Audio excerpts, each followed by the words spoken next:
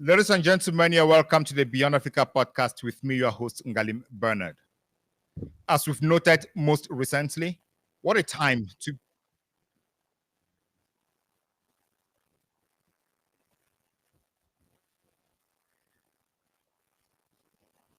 Sorry about that.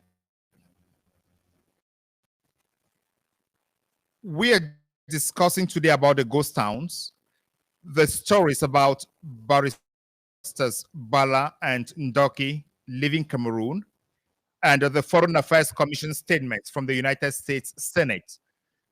These questions are important because we are facing a situation where we have to determine if the winner of Cameroon's elections is actually the winner and why it is difficult for the winner to assume power. When we come back, I'll introduce my guest to you.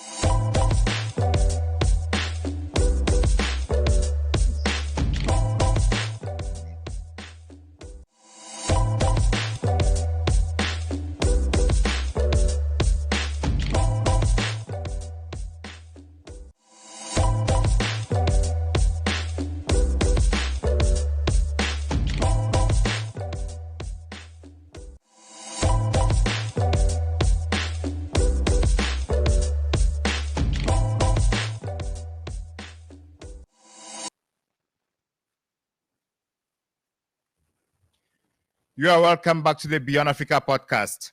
As I announced earlier, we are going to be discussing about ghost towns, discussing about barristers Agbobala and Ndoki leaving Cameroon under the statement by the Foreign Affairs Commission of the United States Senate.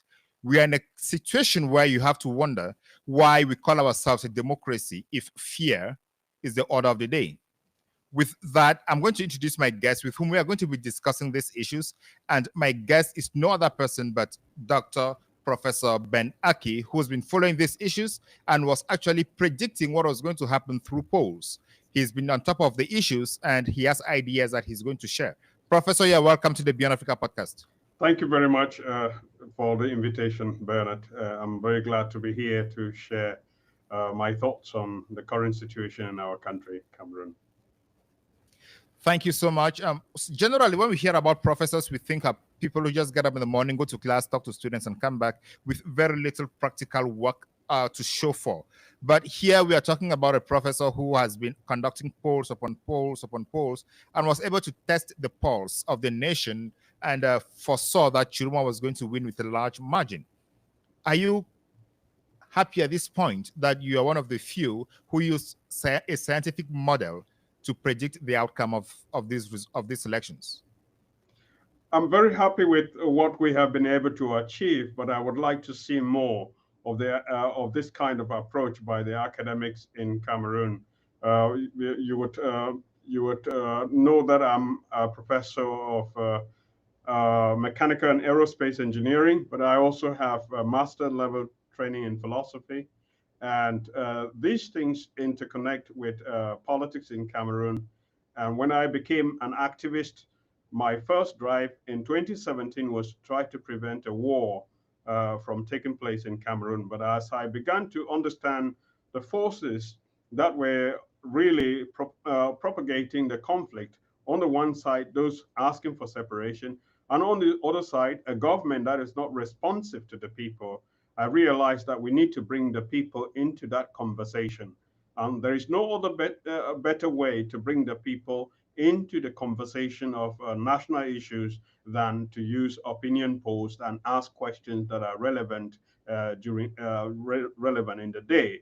For example, this polls extended beyond looking at who is better placed to be the president of Cameroon. We also examined questions about how many people in former Southern Cameroon support separation, and we found it to be very steady around 70 to 80%. But when you ask whether they are willing to pursue that separation through war, you found the numbers dropping to 25 to 35% in that range. So out of that, we saw that many people are willing to have federalism serve as a compromised, lasting solution to the problem. But the only issue was that the politicians were not listening to the people. And so when you combine the drive in the country now for federalism and then the desire to have change in power, you realize that the problems can be solved if we allow the people to speak. The people are more reasonable. The people know exactly what is good for them. It's just for us to bring that to the forefront. And that was really the purpose of my work, to center the people in this conversation, because I found them to be very, very reasonable.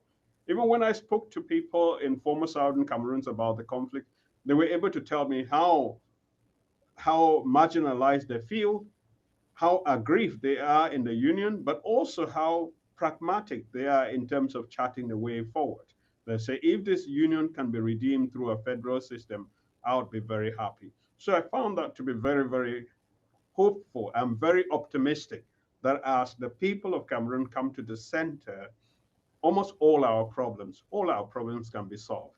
As long as we talk about it, you and I, the journalists do their work, they ask questions to opinion leaders, they express themselves, and the ordinary people will see who among these activists is saying something that resonates and who is saying something they have not seen before, and that they integrate that, but ultimately they make the decisions. So I'm very optimistic that when you allow Cameroonians to make decisions about themselves, even if they make small mistakes here or there, the future is going to be very bright for them. Thank you. You've mentioned a couple of issues there. The problem in the southern Cameroons, but the fundamental argument you're making is the people should be the center of the decision making, and they should be listened to. Do you have the impression that Cameroonians are being listened to at this moment with the ghost towns as they came out? They don't want to listen to them, but they are making their voice louder, and I'm very happy to see that. They are making their voices louder. They are making their voices louder by showing, for example, that, okay, we want you, Biya, to leave because you're not solving our problems. We want you to be out of the picture because you're not listening to us. And we're going to do so by voting for Mr. Kamto. So that's what the polls were showing up to June. The last time we had the poll with Kamto still considered as a leading candidate to become president. But then when he was disqualified, the people very rapidly shifted their attention and said, okay, of the candidates left now, I am still going to take a chance. We are going to take a chance to get some change in this. And who is the best candidate? That's how Tchiroma was identified by the people, became the consensual candidate of the people. And even though there was a lot of debate about coalition formation, but people knew that I just need to make my choice very rationally. If I want change, I vote for the highest ranked candidate. If I want the same thing, I vote for Paul Biya. All the other candidates, I don't have anything particular against them, but I'm saying that I'm not voting for them this particular time. Yeah. So when you were doing these polls, did you ask the people precisely to tell you why they moved from Kamto to Tchiroma? No, these were not questions that we probed into detailedly, because we thought the election is going to be a simple question. Choose your candidate. So we follow the manner in which that will be taken. But we can analyze the results we saw, the trends we saw, and then we say why they moved in that direction. Remember, we had the poll in August. In August, Mr. Tchiroma Bakari was at about 39%. He was still the leading candidate, and Bello was second with about 17%, 16 or 17%. And then we did the same poll in September. Mr. Tchiroma had gone up to about 46%, and then Bello had gone to the sixth position with about 3.9 or 4%, roughly speaking. So things had started shifting. And then by the time we came to October 6th, the results we published, October 6th, Tchiroma was now at a solid 61%. It had become clear that there was not going to be a coalition.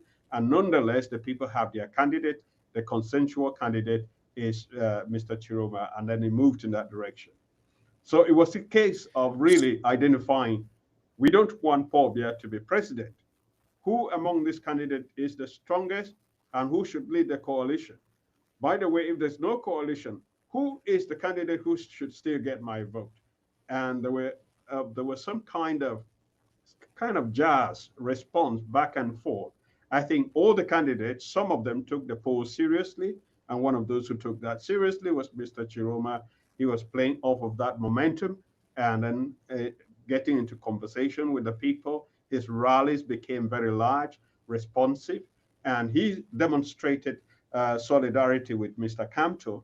When Mr. Kamto was disqualified, he spoke out against it very boldly in his usual way. And I think that won him the West region solidly to say, okay, this we're going to get behind this person.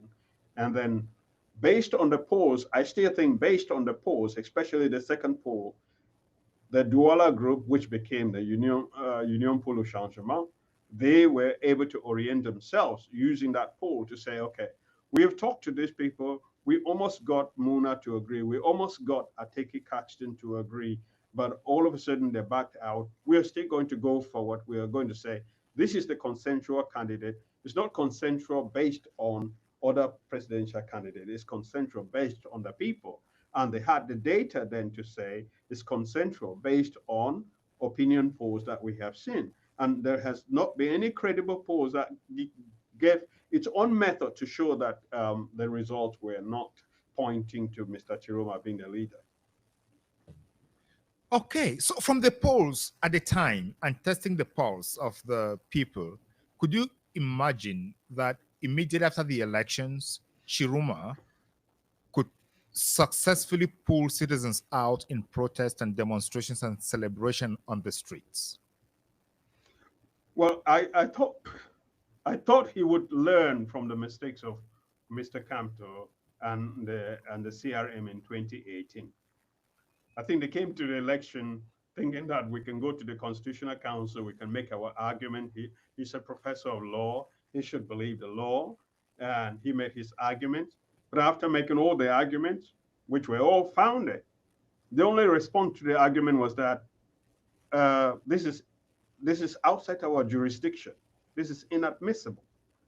That's basically what the Constitutional Council did. It did not say that Elekam has proven that Mr. Biya has won the election, or we have seen that you don't have a valid argument there. They were only saying that the nature of our council is such that we cannot adjudicate such matters as brought forward, which is not true, because that council is supposed to judge matters of the Constitution at the last level, and they're supposed to assure that elections are conducted without irregularities.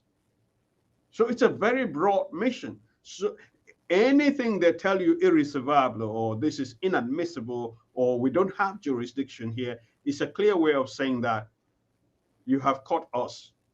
Your evidence is so compelling that there's nothing we can say against your evidence. But this is what we're going to do. We're going to say, So fast forward to 2025. Tchiroma says he's not going to the Constitutional Council, which and was then smart. he asked Cameroonians to go out to the streets to demonstrate. Could you imagine at the time that he would do this? I could not imagine that, but I thought that if there was somebody who could do it, he was the one.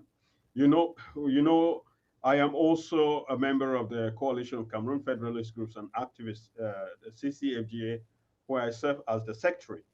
And to put it in context, we are fighting for the return to federalism in Cameroon, and we are fighting for constitutional democracy as the instrument that will preserve that federal system once we get it back. Even before we get there, that's the mechanism to get there. That's the mechanism to preserve it.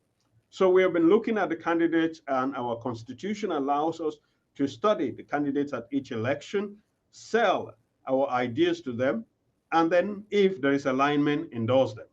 So we had a meeting with him. We said, we're looking to endorse you. We have some questions.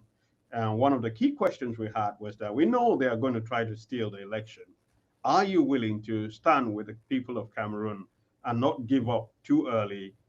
You fight with them to the end to make sure the truth of the ballot boxes is established.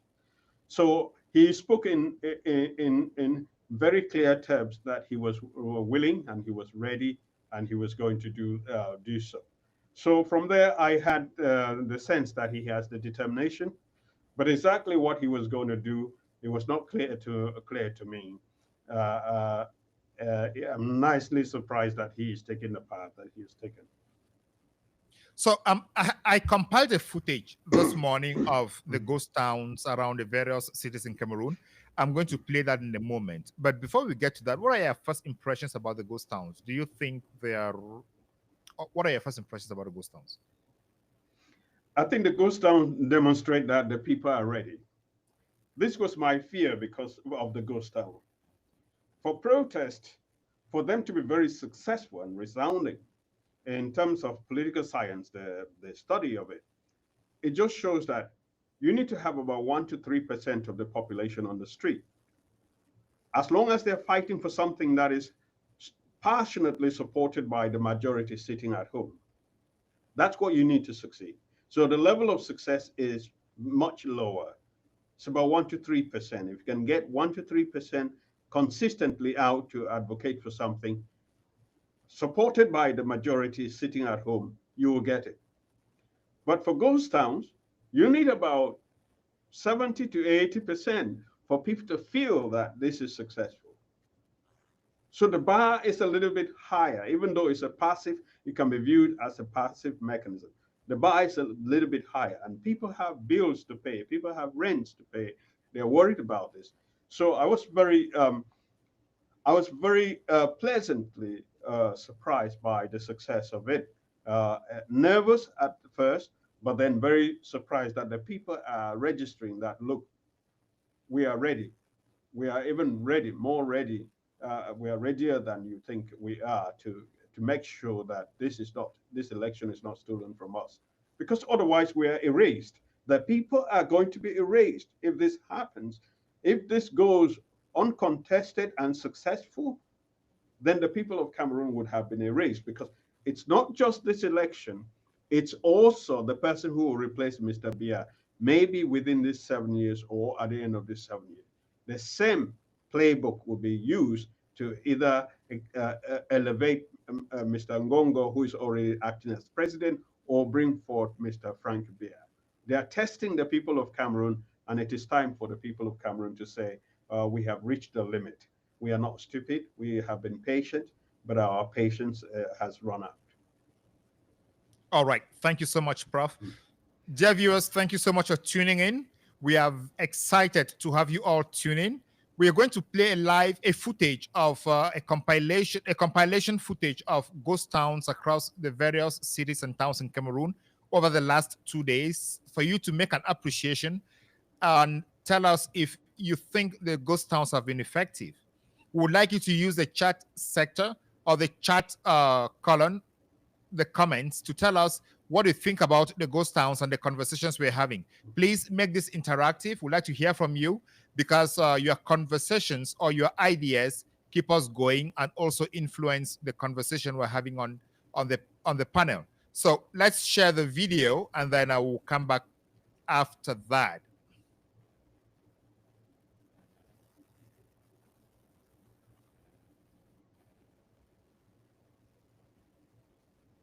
De Douala, ville fantôme. Le bateau s'y a fait presque 3 semaines.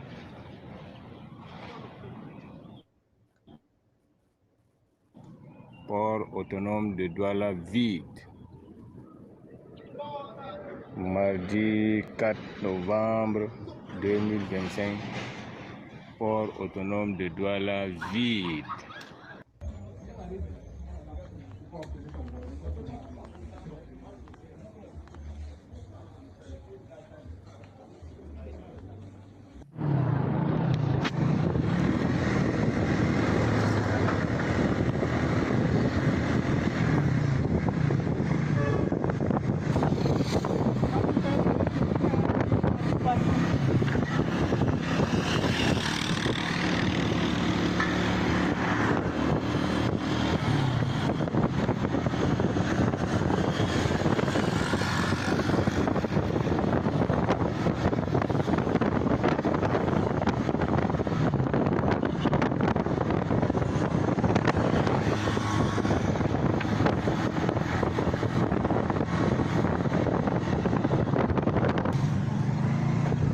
sous quartier, boy.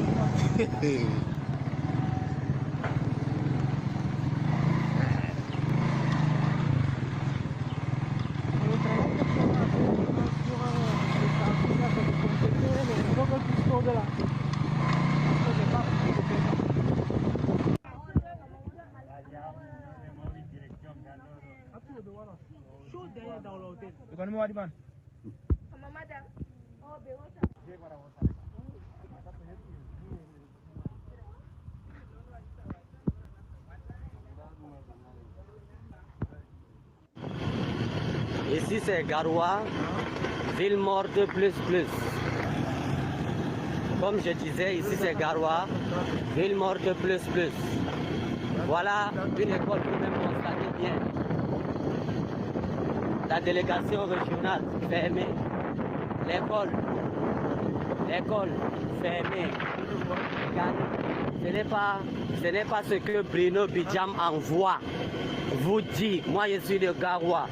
Je filme actuellement, je vis le concret. Ce n'est pas les fausses informations que Ernest Obama et Bruno Bidjam vous envoient dans les réseaux sociaux. L'administration à Garoua ne travaille pas. Voici la délégation régionale de l'éducation de base du Nord. Aujourd'hui c'est mardi, nous sommes 11h, c'est fermé. La délégation régionale est fermée. Regardez. Je suis au quartier Plateau. Pour ceux qui savent, le quartier Plateau, c'est le quartier administratif de Garoua. Les 90% des délégations régionales se trouvent dans le quartier Plateau. Dites à Bruno Bidjam et Ernest Obama qui envoient des fausses informations dans les réseaux sociaux en disant que tout marche bien, alors que c'est faux. Ville morte à Garoua, 100%. Toutes les délégations sont fermées. Regardez. Regardez comment la route est. Regardez comment les routes même sont presque fermées. Et là-bas, c'est la délégation des transports. La délégation régionale des transports. C'est fermé. Je répète, ça c'est la délégation régionale des transports. C'est fermé. Ville morte à Garoua, plus. Ville morte à Garoua, plus. Toutes les administrations sont fermées.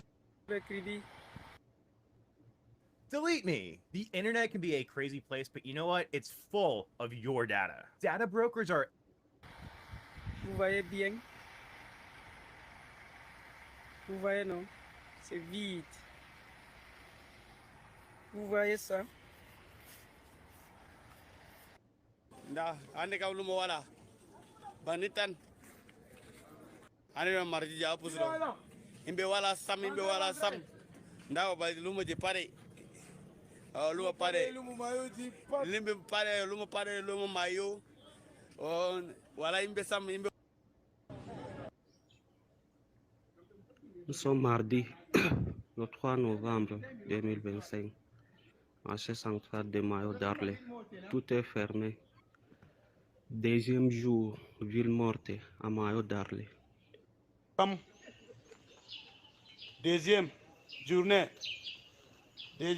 ko Douala sonduni wala lumo don lumo bagno deuxième assez bien fermé partout.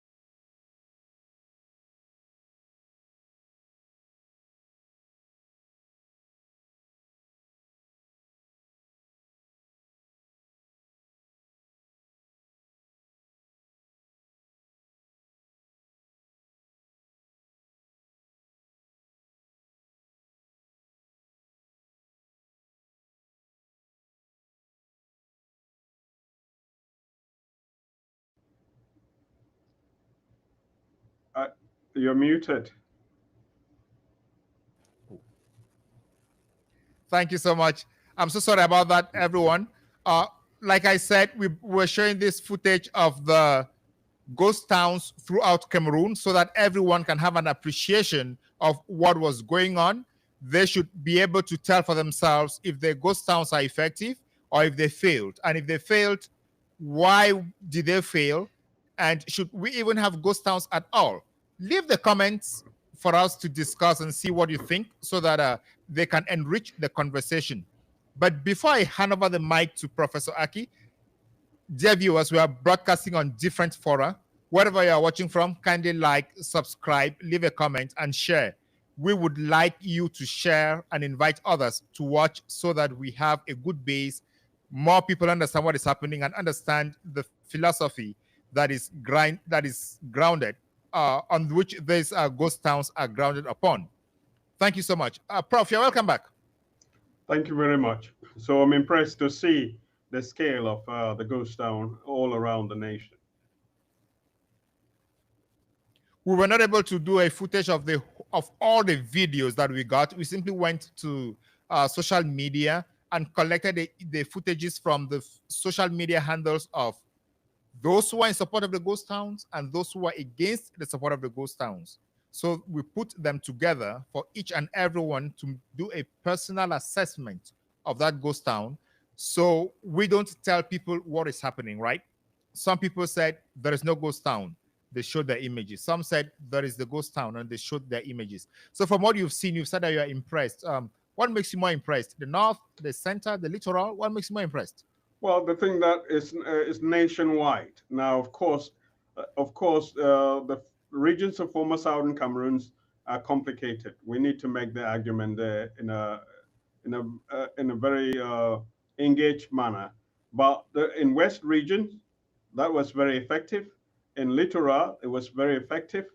And then in Center region, where people might give you some impression that it was not successful, they will mostly be focusing where people were around.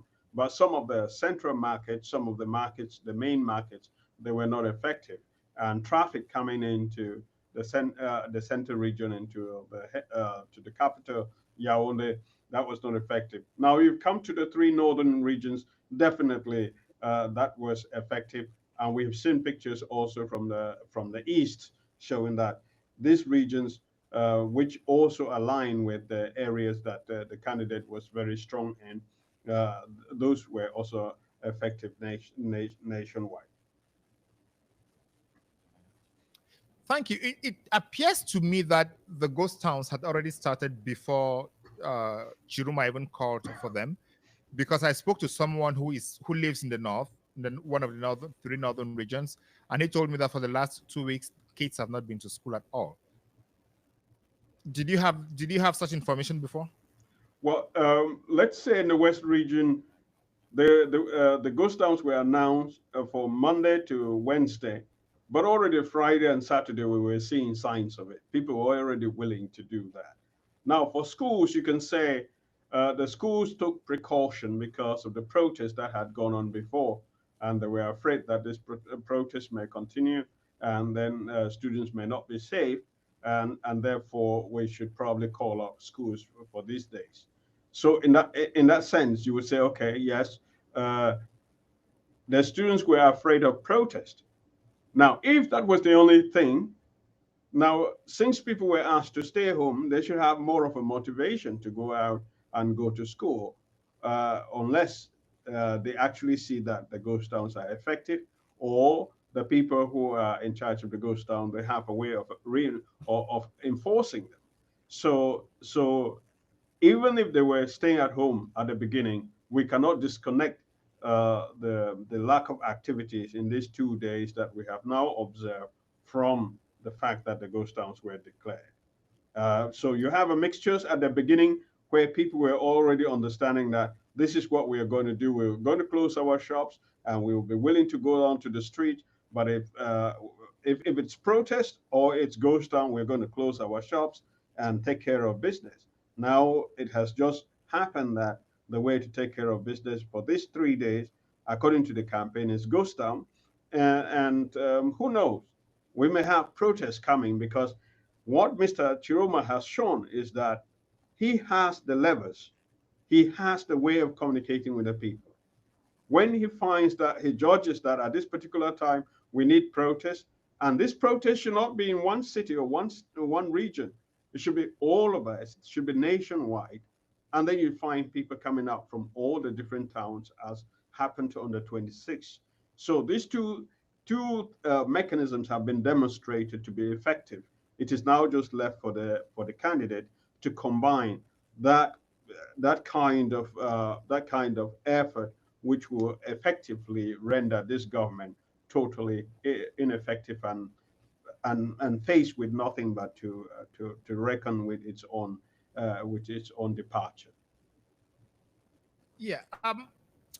One of our viewers left us a message saying the police and the gendarmes were in the neighborhoods in Bonaberry, forcing store owners to open their store. And we saw in the footage, we saw one of the videos in which the military were actually in the market, forcing people to open their stores.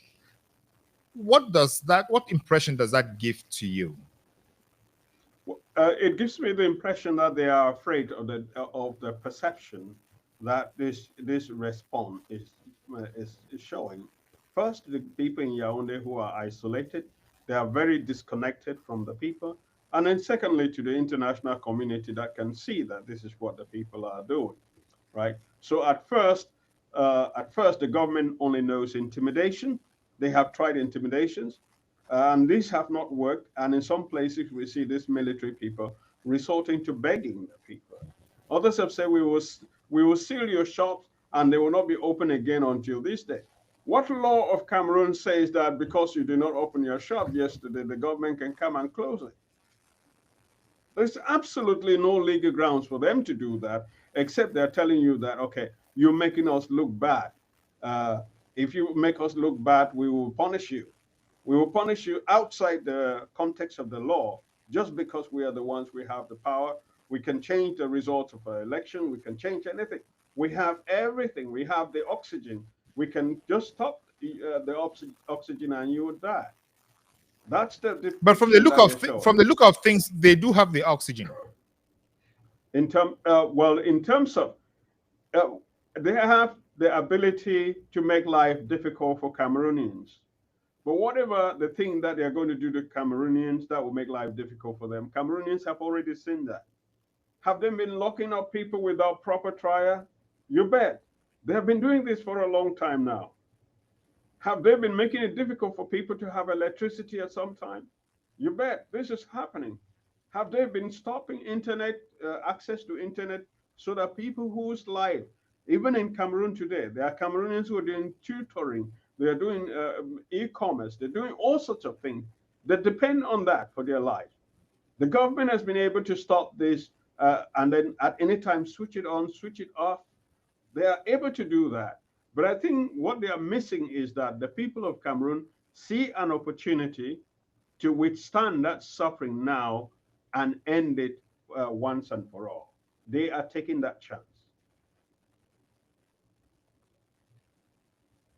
And how far do you think the citizens can go? Well, this question comes back to a question of coordination. It's a question of coordination, and it's a question of commitment from Mr. Issa Tchiroma Bakari. If Mr. Tchiroma were to go today and say, oh, I'm happy to become prime minister and I renounce my claim to being the president of Cameroon, of course, the people would turn against him as well. So that would be a betrayer. So the people, as long as Mr. Tchiroma is willing, and as long as Mr. Tchiroma is listening to the civil society and coordinating with the civil society to say, we have this, we've got this, we can do this, we can bring this to an end, I think that people are willing to go for as long as it's needed. But as a public observer and a critic of this regime, do you really see that Mr. Tchiroma at this point is having a game plan beyond or what is supposed to end tomorrow as the ghost towns? Cautiously, I would say yes. And this is partly because he is reading the people, he's understanding the people. That this is no longer about himself alone, it's about the people who need to have hope again. So he has that understanding. Now, the only thing that I will caution is for us not to depend on the international community. The international community can come around to support our fight if they see that we are determined. But that first phase of determination needs to be shown by us. And I think that this 3 days from Monday to Wednesday, in the calculation of the government, things would have been calming down now. For example, if you go to a place like Tanzania, where very sham elections have been organized, the competitive opposition sidelined, and then there were riots, there were protests on the day of the election, some were killed, and then there was a curfew, and I think that curfew is being lifted because the civil society in that country and the opposition in that country, they are not organized and oriented enough to sustain that fight. It seems like things are pacifying. It seems like, and they also don't really have a way out, because the president who has been sworn in now, even if she were to resign, the vice president will take over, and the people don't really have a way out of that situation. So if you compare the election in Tanzania, which took place on Sunday, and now compared to ours, it looks like the people are still angry, but they are beginning to reckon with doing that in a peaceful, totally non-resistant manner. If you compare that with the situation in Cameroon, the election was on the 12th of October. Very soon it will be the 12th of November. It will be 1 month and the people will still be active. So, but do you see how do you rate the activeness of the people as at now? Is it constant? Is it increasing, or is it decreasing since October? Or let's take it back to August 5, when Maurice Kamto's candidature was illegally rejected. I would say initially, when the results were pronounced, when they were declared, some people had expected the Constitutional Council to respond to the blatant irregularities unveiled. I would say on the 27th, 28th, there was some disappointment. There was some sense that this thing is sealed, is done. And the government wants people to think that way. The government wants those who have business in Cameroon to think that, oh, I have to be careful with what I say because I will need to deal with this government for the next 7 years. And the government also feels emboldened to go after anybody who has been criticizing and denouncing the outcome of the election, to arrest them. So in their mind, the 27th and the 28th, which were depressing days for the people of Cameroon, they show that the people are giving up. So I would say that from the 27th to about the 30th, there was a sense of dissatisfaction. There was some spontaneous protest that came, but then the recoils. But from the ghost town we have, from the Monday to today, it shows that it is going back up. Everything's going back up. And it's showing more coordination and more resilience that we should reckon with. The people, they were high up here, then they had a low point when things were declared, and then they are going back up. It depends on how Mr. Tchiroma matches the inauguration, sham inauguration that is going to be done on Thursday. And one other thing that is helping the people to get their morale back up after the valley they had on the 27th, 28th, and 29th, maybe, one thing that's helping them is that major countries are not congratulating the president on his re-election. They are reserved. They are holding back their congratulations. So that's beginning to help the people see that, okay, actually people can see what we are saying here to be true, and we have a chance to fight. Let's talk about a major country question in the latter part of the conversation when we're talking about the Senate chairperson's statement about Cameroon. But you must have read in the news that Tchiroma was captured, Tchiroma was released. So there are different variants of the story of Chiroma's security depends on the Cameroon government as at now. And some have even argued that he is not where he claims to be. Does that kill the morale of the protesters or of the citizens who want to keep up with the ghost towns and the protests? Well, it will only kill the morale if you see the headlines or the demonstration. Tchiroma has been captured. What has happened is that the government has had a number of failed attempts to arrest him. The higher this number of failed attempts to catch him, the higher the morale of the people. You know, one of the things that really kept UPC underground war going for some time was that the person I admire the most and in Tumaza, right? So they used to tell story where they would say, "Oh, they disappear, they reappear." That kind of narrative really kept the war going for some time. So they began attributing mystical or divine powers to these people who were standing up for justice.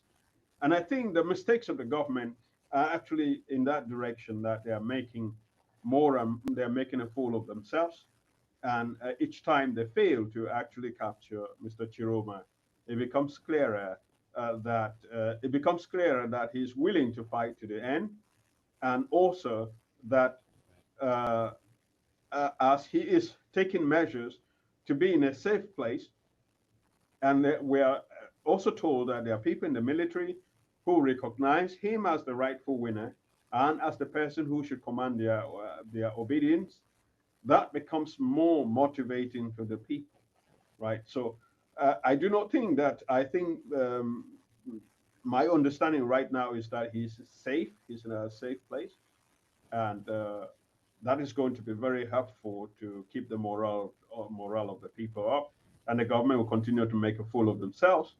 And if I were to advise the campaign, to advise Mr. Tchiroma, is to stop talking about immunity. There is no longer any immunity for these people who have taken us to this extent. They should have considered their defeat, and they would have gone away with good retirement packages and protection from some of the crimes they had committed before.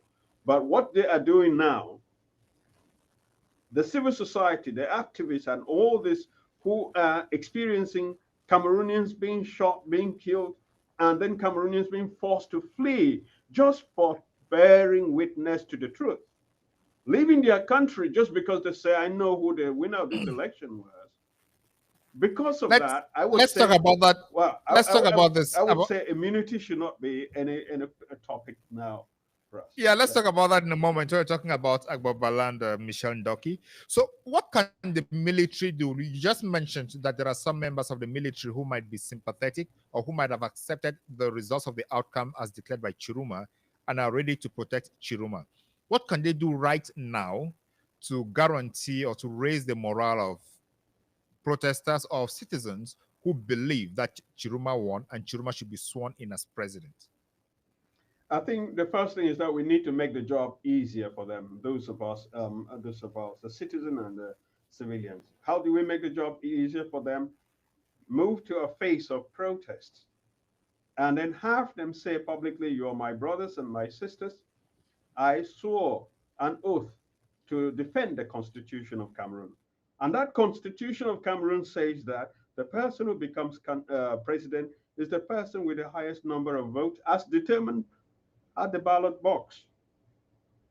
I am defending that Constitution, and you are defending that Constitution by protesting. I'm not going to shoot. Even if somebody commands me to shoot, I'm not going to shoot.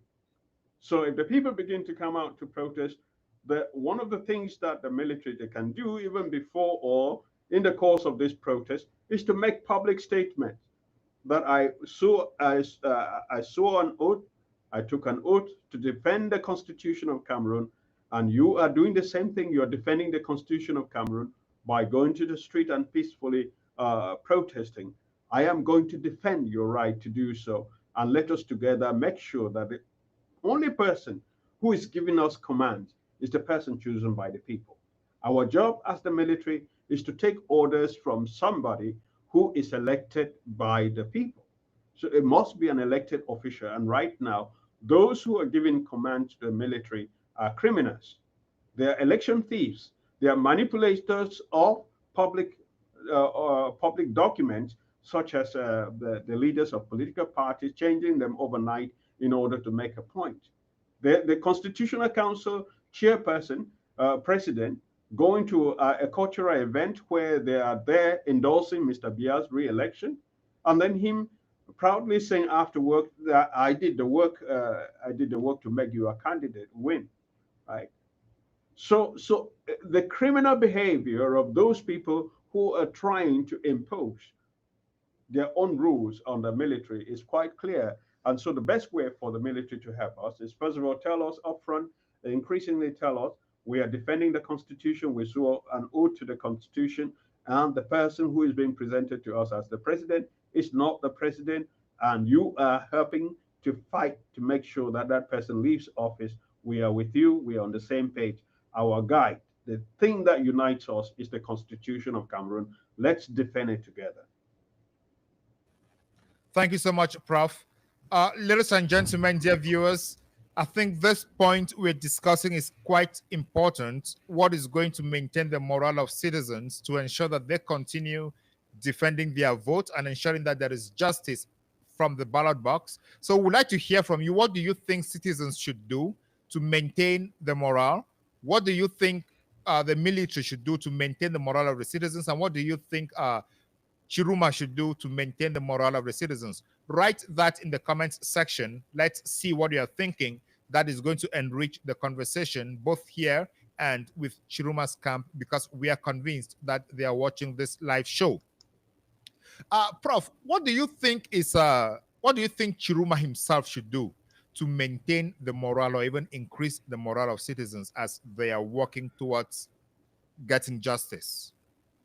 I think he should recognize that Mr. Biya is not going to willingly give up power.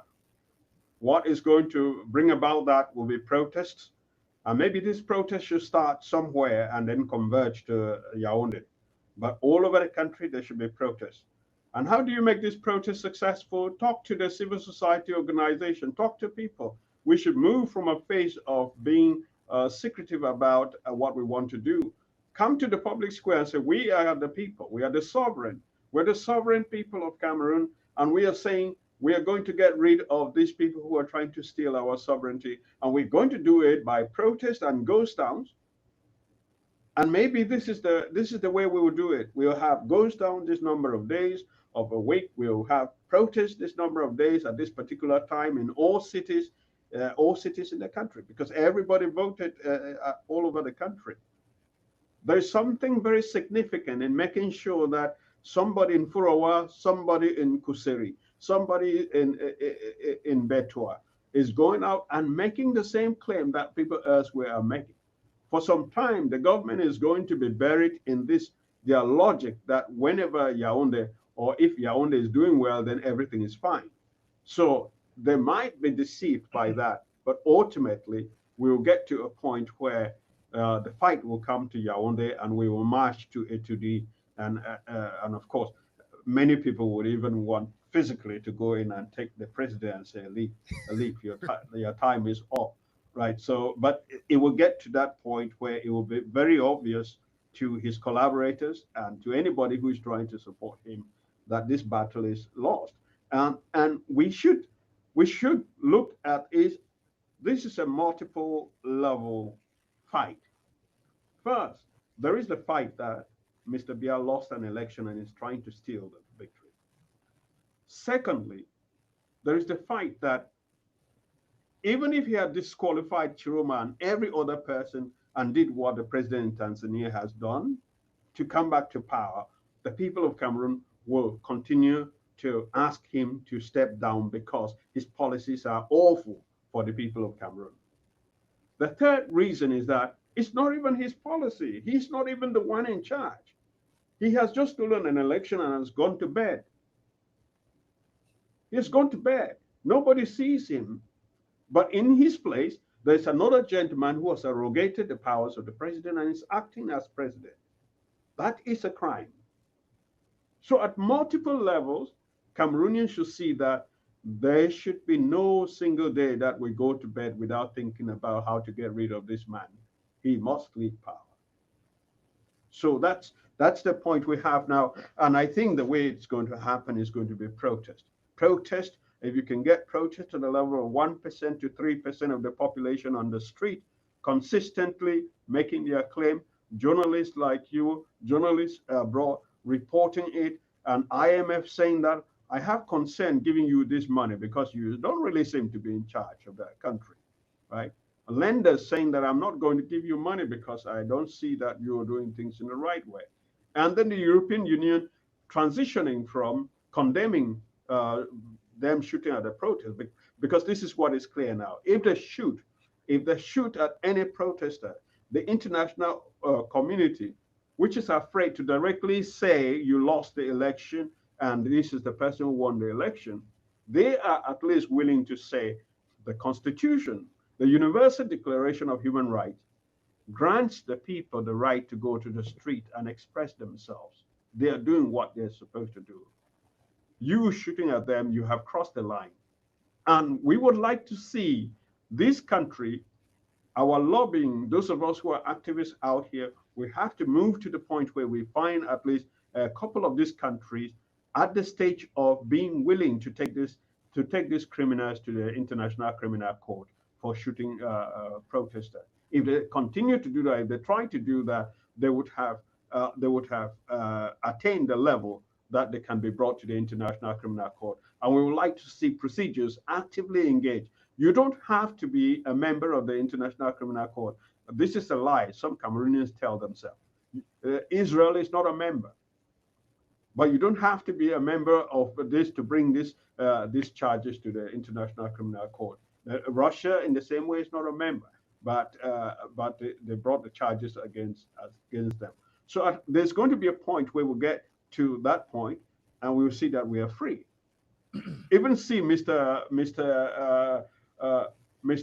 Atanganji, for the first time now, he's saying that yeah, protests are allowed in the Constitution, but you have to make a declaration. We can show that the institutions are taken captive by the CPDM, and therefore they systematically say no to declaration. All we need to do is to make our declaration public, because the whole issue of declaration is to make sure that the protests are peaceful. If we organize one protest that is peaceful, that we are able to take care of one another, we are able to make sure that we are not trampling on anybody, that justifies doing even the next one. We don't need authorization from people who have taken institutions captive. So that's the direction that we're going to go, and make it very clear to these people that we're not going to do that. Thank you. You've mentioned that for protests to be really effective, we need to have about 1 to 3% of the population on the streets all over the country, and with the final push in Yaoundé and into Etudi. Tell me, Professor, how do you get 1 to 3% of citizens out on the streets? Well, it has to start with community organizing. There are people on the ground. There are people in the civil society. There are people from some of the political parties. There are people in churches. We have to be saying the same message. We have to know ahead of time that this is what is happening. Now, spontaneously, many young people came out last time. Now, of course, you can start with any population and grew to that. We can start somewhere and grow to that 1 to 3%. But to grow effectively, you have to have community organizing. We have to have community organizing. And that community organizing is very effective by focusing on your quarter, where you live. If you feel that strongly about it, know that, okay, for me to succeed, I need to convince my brother. If I go out and protest alone, I am doing work that they will benefit. Why not actually make them also contribute to that work? Because that's something that we have to share with one another now. I think it's important, not at this stage, not just to think that spontaneous protests are going to work. For example, we're talking about Tanzania, that because that organization is not there, I don't see it being sustained. So for this to be sustained, you have to have a very clear idea. Biya lost his election. The right winner is Mr. Tchiroma. He needs to take power. Even if Tchiroma was not there, and if all of them had been disqualified, we would still go up and say, Mr. Biya, 43 years have been so disastrous. You have no reason to be hanging around as president. That's if Mr. Biya were actively being president on a daily basis. But he's not even being president on a daily basis. Somebody else is So, using that power. so who should be doing this organizing at this point where there is a clear leader who was elected and he appears to be fighting for his own safety and his own security? Does he have the time to really think out strategies to implement? I think you and I having this discussion here, you're asking me a question and I'm saying this, I am helping to get the people on the ground organized as well. So we need to scale this up. So the civil society has a role to play in this, in addition to Mr. Tchiroma. But that civil society should come in with a clear understanding that there was an election on the 12th, there was a clear winner, and that clear winner ought to become the president of Cameroon. Once you understand that as civil society, then your role becomes, how do I make sure that the person elected president actually becomes president? And we may have a lot more to offer as the civil society because we talk to the people on a daily basis. We talk to the people from the perspective of protecting their interests. My whole activism is focused on growing the power of the people, bringing the people to the center. So if you bring the people to the center by asking their opinion, you should also get to the point where you say, okay, we're asking you to come out now and do the most important part of it. Yeah, I was just sharing the call by Stand Up for Cameroon for demonstrations on Thursday the 6th and on the 7th. No, for resistance on Thursday the 6th and Friday the 7th. On Thursday the 6th, they're calling on citizens, especially in Douala, to meet at the Cathedral Notre Dame de Douala at midday, dressed all in black as part of the protests. I don't know if this is the kind of protest you're talking about, or this can contribute to what you're talking about. But what I know is that is a protest. Yeah. So unfortunately, I don't see much of a prospect of success of that initiative for a couple of reasons. One is coordination, but the central thing is that Madame Douala, who is part of this Stand Up for Cameroon, she has her own vision of how the change in Cameroon should be brought about. She thinks that we should go to the street, cause the departure of the president, and then sit down and talk about how to reorganize the country before we organize an election, and only then can we call anybody a winner. She has not so far acknowledged the victory of Mr. Tchiroma. She has not congratulated Tchiroma, and I'm not sure she's in contact with the campaign of Tchiroma. So I see that as a problem, her not seeing that an election has taken place. There is a winner that the people recognize, and that winner has a certain critical mass, which Stand Up for Cameroon has never had in the past. And therefore, for Stand Up for Cameroon to be very effective to achieve what they had been looking for is to blend with the movement that is there now. And one would expect the same thing from Professor Campto, from Mr. Campto, to realize I was wrongly eliminated from this race. I have a grievance against this government. And here is another person who has won the election, just like I claim in 2018, with some data to back that up. He is even in a stronger position. I need to come out and say, you are the winner, and I'm willing to fight with you to get this, to end this system forever. So this is a good initiative by Stand Up for Cameroon, but it is lacking in that it has not, it is not in tune with the actual fight of the moment. The fight of the moment is establishing the victory of Mr. Issa Tchiroma Bakari, and then from there, carrying out reforms with a clear president who is in charge of this reform process. But the vision of Stand Up for Cameroon is ask Biya to go away, then form a transitional council or government or whoever, however that is formed. That is unconstitutional. I don't find a constitutional mechanism you can do there. we can clearly see that the declaration of the will of the people as expressed in the ballot box is taken hostage by Biya, Elekam, and the Constitutional Council. People know that. Everybody can verify that. So that's an actionable item that you can take and build protest on. It is futile to try to build protest in Cameroon, ignoring the fact that the people are most ignited and most passionate to go to the street when there is a grave injustice such as stealing the election.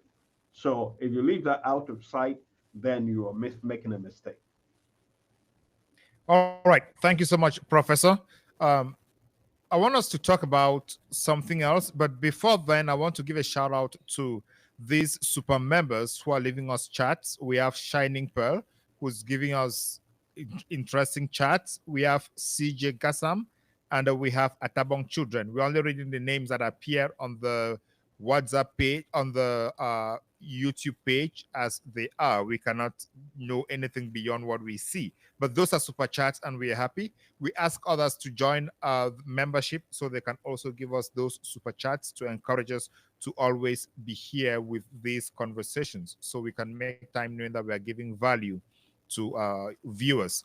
So thank you, Prof. Let's switch gears and talk about Bala and Ndoki, the most recent public opinion leaders and lawyers at the Cameroon Bar Association, whom we hear have left Cameroon for their safety. Before them, we had Fabrice Lena, who was arrested. We have Jokam Chameni, Anissa Ikane, Parfait Mvom, and a whole lot of others whom I don't want. I won't feel a type saying that they've been arrested. These guys were simply kidnapped and they're being held hostage in any police station. Why do we have to keep on living this cycle every time there is an issue of constitutional magnitude that we need to resolve by talking to one another? Well, let us face it. The crime of these people is to speak the truth and to say exactly what is the case. So if we allow this to go on, then we are not safe. Nobody is safe. Professor Abao, you know, all the other guys who have been arrested. What is their crime? Their crime is to support a candidate and the candidate wins, and then they say, okay, we think our candidate has won. Fabrice Lena was with a campaign of, I should really shout out to him and say courage while he is still in the hands of these people. His campaign, he joined Bello Buba, but he was able to see that, okay, the winner of this election is somebody else. It's not the person I supported, and I am standing up for that person's right to be the rightful winner of this election. Is that his crime? And then Barrister Ndoki, all they did was to try to make sure that Cameroonians know how other Cameroonians voted. First, the government tried to make life difficult for them by indirectly attacking their cyber attacks on their system, and then now you have Barrister Abobala. What is his crime? His crime is saying that to steal an election in the way you have done in the Northwest and Southwest, where people are dying and they're suffering because you ignore them, yet you come around and then you steal their election, you steal their votes like that. That's a crime, and he is right. It is a crime. So I think the government is in the direction of saying that these protests we are saying, they would be intimidated. People will be intimidated if we proceed with arresting the leaders, because the capacity of the prisons is already full. The capacity, the carceral capacity of Cameroon is about 20,000 places, and we have about 30,000 people therein now. That's already above capacity. And they know that if these people come out, if 1 to 3 or to 5% of Cameroonians come out to protest, there is no space to lock them up. So the only way they're trying to intimidate us is to say, okay, let's arrest people who are prominent, and these arrests will discourage people from going to the street. So we will make life easier for these people, and the prison time shorter for those who are already in prison if we all come out and say, you cannot intimidate us. We are not scared by you arresting a few of our leaders to intimidate us. We know that you don't have the capacity to put all of us in prison, and we know that you are afraid of us going to protest. That's exactly what they're doing. They are preemptively trying to stop protests because protest in Cameroon, that is the only thing that this government really fears. Of course, you can add the ghost town as the second. They fear the protest, and then in the second place, they fear ghost town immobilizing the economy and having an impact on the government revenue and the government expenditures. So that's what they're trying to do. Yeah, do you have the impression that they would succeed in intimidating and forcing people to stay away from the protests? Would they succeed? I think this time around it's difficult for them to succeed. I am reasonably optimistic that they will not succeed. Why do I say so? There was a veneer of authority on their side when people didn't really know the magnitude of their electoral fraud, when people didn't really know the magnitude of their crimes. But right now, starting from the opinion polls that became the prism by which people looked at the election, to the results put out by Mr. Issa Tchiroma Bakari, to even statistical analysis put out by a certain gentleman who sampled way beyond just the 58, way beyond the 18 divisions that Mr. Tchiroma used. So the results are out there, and the worst one is to say that Northwest and Southwest, people in the Northwest are voting 80-something% for Biya. That is just a lie that has removed any authority that the government has. The people don't fear them because they know they are liars. That's where they have lost even the small intimidating authority that they have. Because everybody now, in my own circle, people I have seen as very pacific, very indifferent to politics, they are telling me that if this is the way we live our lives, then nobody is safe. And I am willing to put my own contribution. So the question is just, how do we coordinate that contribution to have the final impact to make sure that these guys leave? That's the only future. We have already started just by voting. Just by voting, we have committed a crime.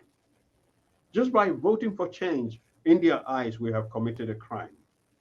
Even there are people within the CPDM, some within the CPDM who realize that we have lost the election. Let us acknowledge that. These people are going to be punished. So it is a total inversion of the moral landscape, so that anybody who has any sense of what is right and wrong, that person is a prisoner. And I think they have pushed so many people to the wall that they will say, okay, if I'm a prisoner for doing the right thing, my whole life becomes disoriented if I accept it that way. But if I fight back, I have the chance of winning. Because there is fear, there's intimidation in the eyes of Mr. Tanganji. There's also fear. We can see the fear. And it's because we can see the fear that we know that if we stand strong, before we know, they will be running. Wherever they run to, we will still find them. We will find them, and they will make sure that they pay for all their crimes. Yeah. What do you make of the fact that Atanganji was threatening those of us talking from the diaspora about the electoral fraud and giving up-to-date reports about Tchiroma, the threats on Tchiroma, and it calls that an insurrection, calls that a rebellion? What do you make of that? Is it the fear you're talking about, or is it something else? It's fear and helplessness. If he had a way of arresting us right now, stopping this conversation, he would do. But unfortunately, he cannot. We are no longer in the 1990s. Things have changed a lot. So I have said that they are afraid of protest. I should really add that they are afraid of protest, and they are afraid of Cameroonians talking to other Cameroonians. Because once you talk to other Cameroonians, you say, this is not the way we should be living. There is a better way we can live. There's a better way we can assert ourselves as the sovereign of this beautiful country. And that way is not to tell lies and to manipulate results, to use court, to dress up things that you call, I think you've spoken to here to Tibonage. He would say Cameroon has Potemkin democracy from the from front, it looks like a democracy, but when you look at it, it's all a facade. So people are realizing that we have to live for something that is genuine, something that is true. And that is something that I think, and when you listen to Mr. Tchiroma, I'm really impressed. He is realizing that this is not just a fight about politics. It's a spiritual fight. It's a spiritual fight to say that we are expressing gratitude for the country that God has given us. And one of the ways you express gratitude is justice and bearing witness to the truth. If you cannot bear witness to the truth by just saying that at my polling station, this is the person who won. In my division, this is the person who won. The results are different from the results officially published. If you cannot say that, then you're being asked to blaspheme. You're being asked to bear false witness. It goes beyond a political fight. It goes deep to corrupting the spiritual and the moral fabric of the whole society. That is something that I should say all the pastors, all the priests, all the imams, they should be up in arms rebelling against this total inversion of the moral landscape of the country. Now, we do not see that because some of them are allied with the regime. I think the fact that we are fighting back, they are now in very confused territory. If you ask me why some opposition politicians could be so irrational to decide to support the candidate who lost, I would tell you that they already calculated that the election will be stolen and we Cameroonians will do nothing. They are now ashamed. They are now afraid that we are actually doing something and we may win. And if we win, how big their shame would be. I would like to see on Thursday or whenever the sham inauguration is taking place, I would like to see whether Honorable Cabral Libby will be present. I would like to see whether Honorable Osi will be present. I would like to see whether the Archbishop of Bamenda will be there, or the Archbishop of Yaoundé, whom I consider to be the pastor of this mafia.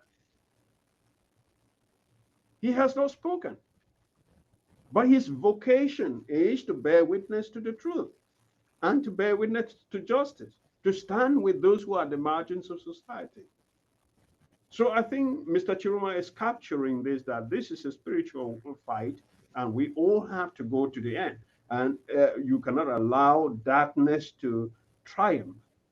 The light will always triumph. The truth will always triumph.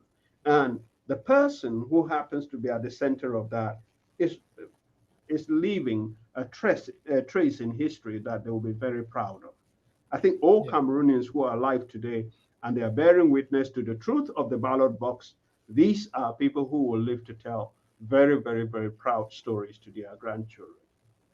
Yeah, I'm looking forward to having religious authorities come to share with us how they think this protest should be organized, how they think Cameroonians should react to the protest, because it doesn't look like the protests are going to end anytime soon. Tchiroma was very clear that this was phase 3, which means there could be a phase 4, phase 5, and so on. So, and we are in a country where citizens still believe in their religious leaders, whether we like it or not. Citizens like to hear guidance from their religious leaders, and would like to hear what the religious leaders will say regarding the various steps on how to accompany the politicians here. Because as you say, it is really a religious journey right now. It's not only a political journey, because it has to do with the soul of the nation.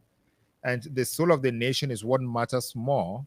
If the soul of the nation is sick, the soul of the citizens would not be well. So we really need to hear from our religious leaders and hear what. I will send out invitations. I've started sending out invitations, and I hope I would receive positive feedback.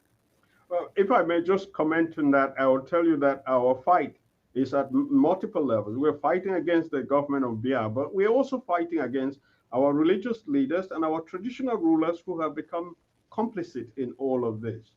And one thing that you hear, even for somebody I admire a lot, Archbishop of Douala, Archbishop Samuel Kleda, he is clear to say that this was not an election, it was not transparent, and the person declared the winner is not the winner. But what does he say at the end? He talks about apaisement. He talks about calming down the situation. He's beginning to drift towards the language of what we now consider the adversary side, because they are talking about calming down the situation. They are talking about peace and unity. They never talk about justice. There is a way, if you talk to the religious leaders, and I very much applaud your courage in doing that. If you talk to a religious leader, this is the test. If you hear a religious leader telling you, we need to calm down and we need to preserve peace, we need to preserve unity, even though there is this tribalism going on, when you see that, know that that is a religious leader who is either naive or who is compromised by the regime. But when you hear a religious leader saying that for us to have durable peace, for us to calm things down, we need to get to some form of justice. And that form of justice can begin this way. We are offering our services as religious leaders to audit the results from Elekam. Let us take a look at what Elekam presents. Let us take a look at what Mr. Tchiroma Bakari is presenting. Let us also look at the other candidates who have this result sheet. Please bring them. We are brothers and sisters. One is saying that I was cheated, the other is saying that I did not cheat, all of that. We can examine that. There is room for an audit of an election which is contested. It is now moved just from a legal issue to a political issue, and the numbers are going to determine the clashing. You get 1 to 3% on the street saying that we want an audit. We want this audit to be conducted by the Archbishop, led by Archbishop Kreda, some imams from Marua, and people who have some credible standing in society. If you ask that and they do that audit, and believe me, if that becomes the galvanizing account, I'm sure Mr. Biya is going to resign himself. Because even now, physically, I'm not sure that he's physically up to the task of coming out and presenting himself and carrying out this kind of audit with the people. But that is where the religious leaders should be. The religious leaders should be saying that we are at an impasse, and for us to get to peace and unity and stability, whatever you're saying, is just the political language of the CPDM, where they rob you and they tell you, please don't cry, because if you cry here, then the whole neighborhood will be disturbed. Right? So we need to get to that. I would invite them. We need to get to that point of saying we want to have an audit of the results, and it will become very clear that the landslide victory of Mr. Tchiroma should not have been taken from him, and he is the rightful president. There is no other way we can compromise or calm down appeasement. If you say appeasement, to say to people that go and sleep and allow Mr. Biya through Mr. Ngongo and Chantal and other people to act as president, I think you are just making yourself the subject of ridicule. That's putting it mildly, but the people might even attack you to think that you are an agent from the government to pacify them. If you are a preacher and that is what you preach, then you might see that there's a problem. And one of the other things that we are doing in this fight is to empower people, to tell people, if you're a Christian, your Bible is your first pastor. If you're a Muslim, the Quran is your first pastor. Where you read the Old Testament prophets, they are talking about justice all the time. And if your own preacher is not able to preach that stuff, then you should say, okay, Pastor, I need about 2 or 3 weeks here, or 1 month or 2 months to figure out this thing. When Biya will be gone, I'll come back to you. But right now, I know what I want. I want justice. Fair enough. I would invite them, and I hope they come up and give clarifications, because sometimes perceptions could be different, and we could miss certain things simply because we've not heard them elaborate on why they made certain statements. Let them come and speak. Let them come and speak. Yeah. So yeah, I would really love to have them come and clarify. Not only clarifying, but also giving their sheep the right direction to take during this period. It will be really useful for us. So let's switch gears and talk about the international community. The United Nations, the African Union, the EU Canada, and France already issued statements. I'm talking about those countries that really matter in the geopolitical landscape of the world. They issued statements noting the results of the elections, then mentioned human rights violations and need for dialogue and reconciliation. I'm lumping up everything. But then Russia congratulated Paul Biya and wished him well. So, but today, the United States has not taken an official position yet. Today, the U.S. Senate Foreign Affairs Committee Chairman, Senator Jim Rich from Idaho, he's a Republican, he put out a tweet saying the corrupt Biya regime in Cameroon hunts its political opponents, enables Wagner's illicit activities, and has created conditions for jihadist groups like Boko Haram and ISIS to thrive and fuel the Anglophone crisis. The regime has staged a sham re-election and unlawfully detained American citizens, including those from Idaho. Cameroon is not a U.S. partner and poses economic and security risks to the American people. It's time to reassess this relationship before the blowback gets worse. Then, his chief foreign affairs advisor or staffer on his team came out and repeated almost the same message, but ended it with the senator warns the regime threatens U.S. interests and calls for a review of the bilateral relationship between the United States and Cameroon. So Donald Trump built his foreign policy on not on democracy, but on bilateral interest and focusing on America's national security. So he looks at foreign policy as national security. Do you think this statement is something that could resonate as the United States policy towards these elections? Yes, I think the interesting thing is that if you really have rational self-interests, you discover that defending democracy is the best way to get your rational self-interest. So you may not start out with saying, I want justice, I want democracy. You start out and say, I want rational self-interest. I want to make sure that if the United States is investing in Chad, if the United States is investing in Cameroon, that the businesses there, they have a sustainable success, that they are able to carry out their operation without problems, that they are not harassed by terrorists who once in a while either kidnap American citizens, and then you have to worry about that. So if you start just from that perspective of rational self-interest, that means self-interest not just based on today, based on tomorrow, based on other things to say, I want to put in the minimum effort and get the maximum I can get out of this situation in a sustainable way. You discover that the only way to do that is to stand up for democracy, constitutional democracy. That means everywhere the people who you're talking to, they should enjoy the legitimacy that they were chosen by their people, that they stand accountable to these people, the decisions they are making, because they make this decision integrating the perspective of the people. Even if they leave power, the chances of this business continuing is very high. So I think that from the perspective, if we are Cameroonians talking to the Americans, we don't want to talk to them from the perspective of democracy, constitutional democracy, as the goal of their interaction. But we want to talk about sustainable, rational self-interest for America, which will ultimately also turn out for you to succeed in Cameroon. You will discover that it is easier for you to succeed if you also give something to the Cameroonians. So that is how self-interest, recognizing that I can hit this person on the head, but I don't know what they are going to do.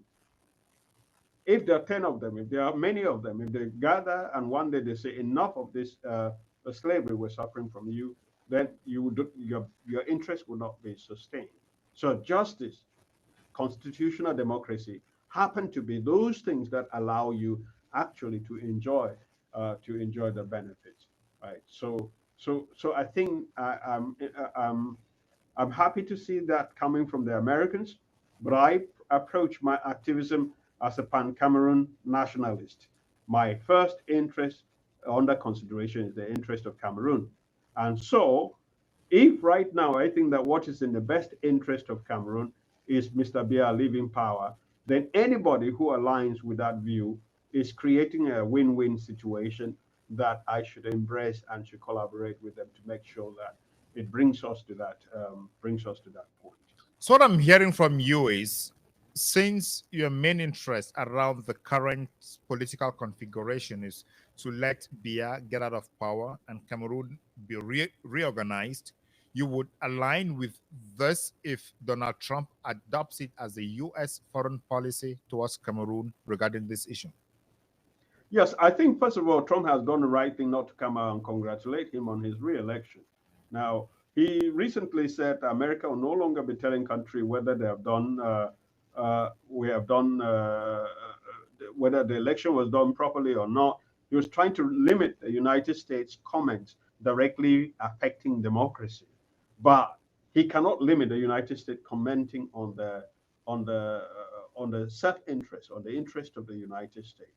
But once you do that consistently and rationally, you end up actually being there to defend the institution in terms of institutions of justice, not institutions that are hijacked in order to make this kind of this claim. So I think that the Americans are on the right track, and they're aligning also with the Europeans and the French, which is a good thing to see, that this is not a contest. You remember in 1992, when Fronde won the election, the French were against Fronde and the Americans were looking for a way to resolve the issue. But here now we have a situation where I dare say that my reading of the French position is that they are trying to align with the choice of the Cameroonian people if they can. But they are finding it difficult that the government is not giving them that opening. So to have the French and the Americans align in their appraisal of that election is a good thing. Yeah, and this statement by the Foreign Senate chairperson, the Foreign Affairs Subcommittee chairperson, he mentions things that are not directly related to the elections. He talks about the Wagner illicit activities, that is the Russian Wagner group. He also talks about Boko Haram and ISIS. Why would he touch these elements that are of international concern and bring them within the framework of the current elections? Well, I think the first thing is to recognize that Cameroon, in its foreign policy, tries to be friends with everybody, especially the 5 veto powers and even other countries that have influence like Israel. So Cameroon tries to be in good terms with those people, and therefore Cameroon enjoys good relations with Russia, and these good relations with Russia also leads them having a role, indirect role. I don't know to what extent. I don't know to what extent with the Central African Republic. Full disclosure, I started my university education as a scholarship student in Russia, and so I know that long-standing friendship between Cameroon and Russia. It's not just Cameroon and Russia, it's Cameroon and the Soviet Union, and we shouldn't credit Biya with that.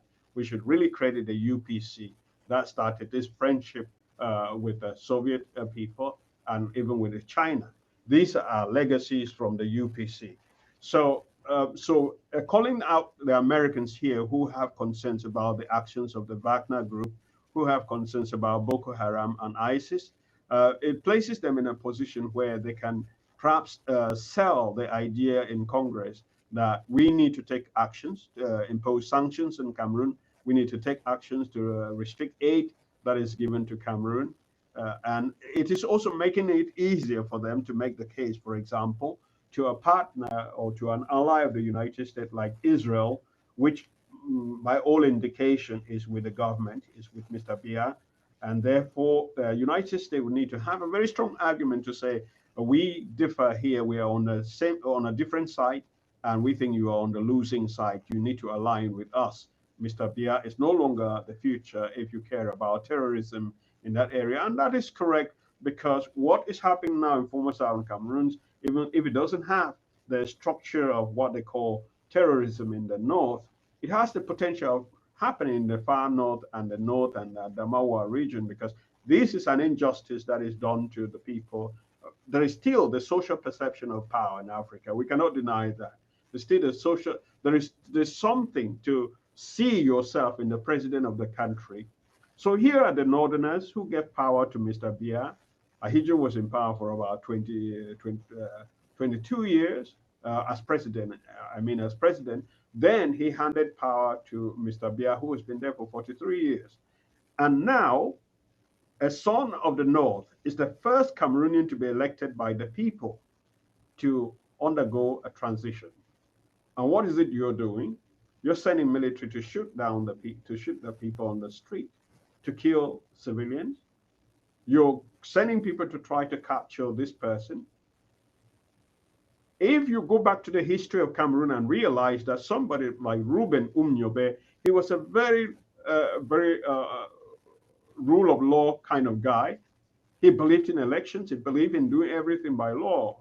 But he was pushed. His party was proscribed in 1955. They started persecuting them. It was only then that the UPC decided to go on the ground and conduct a guerrilla warfare against the country. So what Mr. Biya has done, if this election, if by December Mr. Issa Tchiroma is not the president of Cameroon, we can bet that there is going to be increased terrorism in the northern area, with people recruiting more and more radical youths who see that the instruments of constitutional democracy, the instruments of the rule of law, they no longer work. Injustice is being presented as justice. Let's talk about this northern connection in a moment. When I heard you talk about the Israel connection to the United States, and then the United States position leaning towards recognizing Tchiroma as a winner, and France deciding to follow the will of the Cameroonian people, what I hear at the background is some sort of negotiation and concessions, because interests from power brokers are going to be clashing. And what Paul Biya and his team have shown us over the last 1 week is they believe more in external recognition and legitimacy than internal recognition. For internal recognition, they're using the cannons and the guns and the prisons.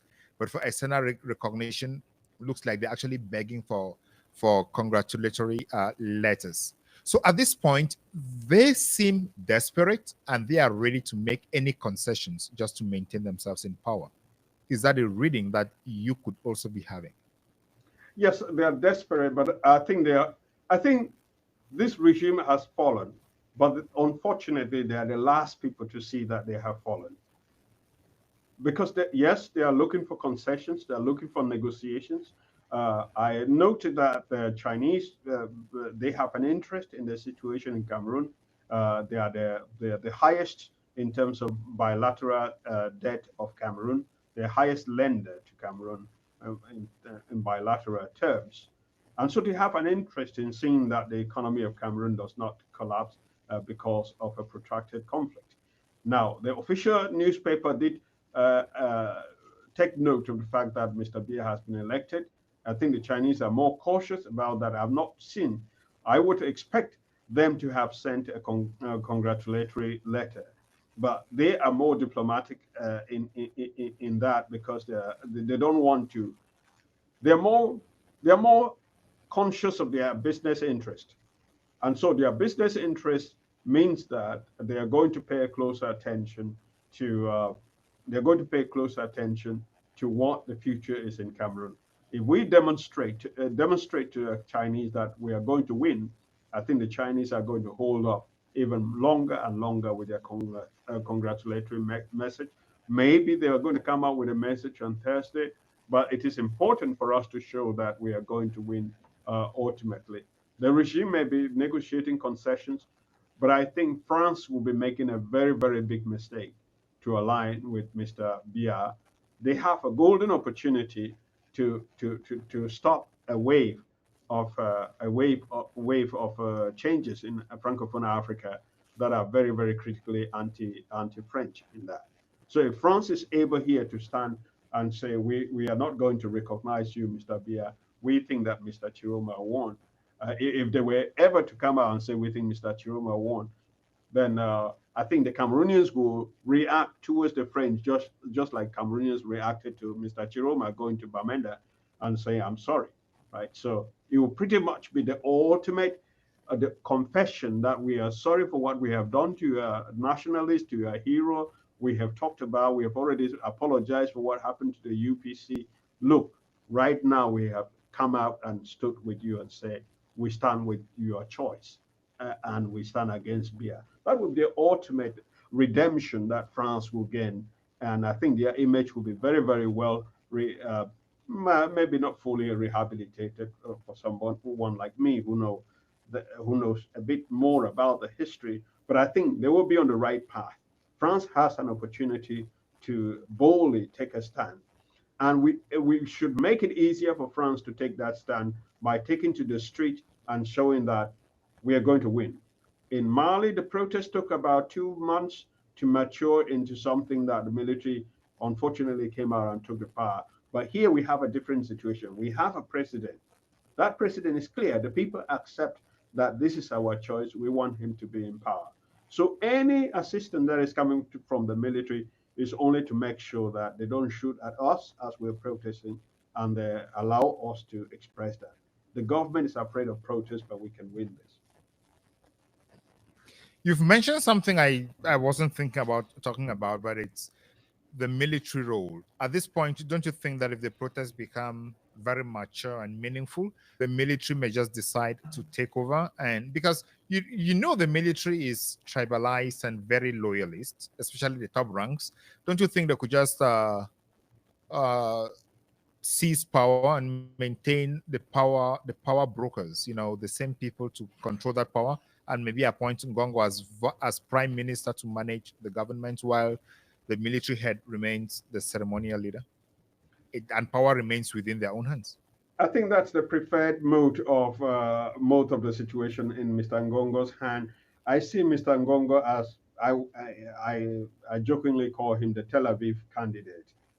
So he's very much aligned with the security advisors from Israel, and I think that if the assessment is made that neither Biya nor Tchiroma can be accepted, or that Biya will not be the president, and the only thing we have now is either Tchiroma accept Tchiroma or have a coup d'etat. They will try to do the coup d'etat. But the question is that, what is your response if there is a coup? It's the civil society. Is the civil society mature enough to say, okay, I know what this is all about. I have my president. We have voted for this. We don't want anybody here who is not a civilian, right? So it is important first of all, it's important for the civil society to make the argument in an elegant manner. First is to recognize that any coup leader is potentially aligned with Biya to sustain the system that is in place, is to make that clear. And then the second point is to show people that there has never really been any true liberation from a military leader, especially if you think that the country should go towards federalism. A military leader is the least likely person who will give you a federal system. They want control. They want centralized control of power, because their very nature, the very nature of a military leader coming to power is a violation of the popular sovereignty principle on which a country is based. But it is sometimes also a violation of the military hierarchy, because it's not always the top rank general who becomes the leader of a military takeover. So it is by nature unstable and paranoid. Therefore, it can never really concede to reforms that are going towards federalism, where you have different centers of power that could be subversive or threatening to their power. So it is up to the civil society to make it clear to the people that a military takeover is not what we want. What we want the military to do is to recognize that the people have chosen their president, and that they themselves, some of them in some military barracks, the majority that voted there voted for Mr. Issa Tchiroma. They should recognize that a civilian government is the most stable form of government that can allow development and prosperity to come in. You don't want to subject the country to the whims and caprices of a military leader who is subverting military ranks and subverting the constitutional order to establish themselves. Now, I know people are impressed by what is going on in Burkina Faso, but in Guinea, you already see the military leader is becoming the civilian leader. In Gabon, the military leader became the civilian leader. And in Mali, the military leader gave a constitution which is more restrictive in terms of the powers of the people than the constitution which was there before. And there is still no election in sight. Whereas that coup took place around 2020, they should already have been organizing an election now if there was an election following that. So, but there is no election in sight. It's very important for Cameroonians to stay away from the option of the military because that's going to plunge the country So at this point, in darkness. Yes. So at this point, how do we ensure that the military does not take over? What should President Tchiroma be doing to ensure that power doesn't slip off his hands through a military coup? I think Tchiroma should have more communion with the people, with the civil society, with the people, and then as much as the rule of the military should be to follow a civilian command, somebody chosen by the people. So Mr. Tchiroma needs to have closer alignment with and closer communication with civil society actors so that the message is clear. What is it that we are fighting for? We're fighting for the president elected by the people to take power. How are we going to do that? We're going to force Paul and Chantal Biya to leave Ituri against their will. They have to leave Ituri. And after they leave Ituri, you will say, okay, now the guy who took hostage Elekam and the Constitutional Council, because it's alleged that following the election, the director of Elekam went to the Unitary Palace and Mr. Biya and told Mr. Biya that the way results are coming in, you have lost. And he told him that you should adjust the results so that I win because I still have things to do. The presidency has not condemned that statement, has not refuted that statement. Mr. Sadi has not refuted that statement. The intelligence officers of the country, on the eve of the election, they gave Mr. Biya the assessment. The way things are, Mr. Tchiroma has won. So the only thing stopping Mr. Tchiroma from being proclaimed president is that the man called Paul Biya has taken captive Elekam and Constitutional Council.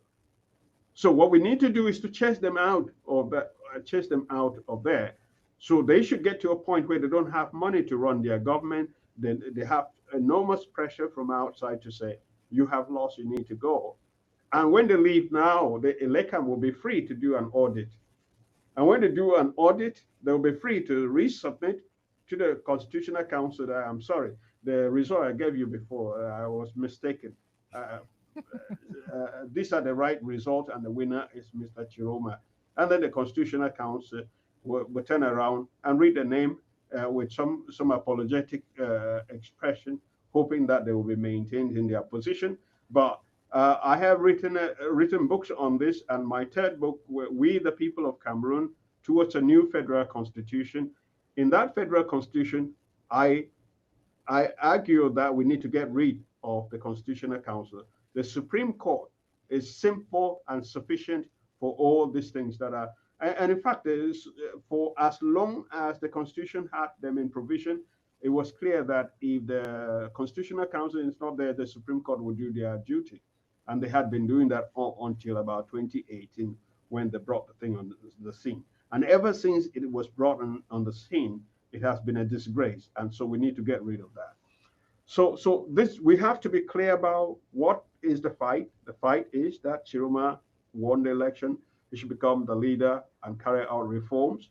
How do we get there? We have to recognize that Elekam, Constitutional Council, they are taken captive. They are on that. There's everything they have announced so far, they have done so at gunpoint. You need to get rid of the man who is pointing the gun. And that man is Mr. Paul Biya and all those who support him. Thank you very much, Prof. Aki. Do you have any last words for the viewers? Well, my only last word is really congratulations for what we have achieved so far. We have demonstrated by being engaged. Civil society is really active. The politicians have failed us, but at least we were able to find one of those politicians who could channel what is really the people's desire, and that is the desire to see that Mr. Biya leaves office. And so we have succeeded in attaining that. And then now we know who the winner is. Now we have carried out protests, we have carried out ghost towns, we have demonstrated that these two instruments are available to us. It is now left for us to coordinate for maximum participation and maximum coordination of effort so that we can strike the final stage of our fight. And that stage of our fight is Mr. Biya leaving the presidency. And if he leaves the presidency, we have an audit of the results. I'm not sure he will allow the audit before he leaves because there's a gunpoint at Elekam, gunpoint at the Constitutional Council. We need to take that gun away. And that means we need to make sure Mr. Biya has left the presidency through protest and through ghost towns and through targeting the source of funding for this government to make sure that they are brought to a point where they recognize the obvious, that the people of Cameroon have spoken, the people of Cameroon are active, we are the sovereign, and we are going to defend our sovereignty, our popular sovereignty, to the very end.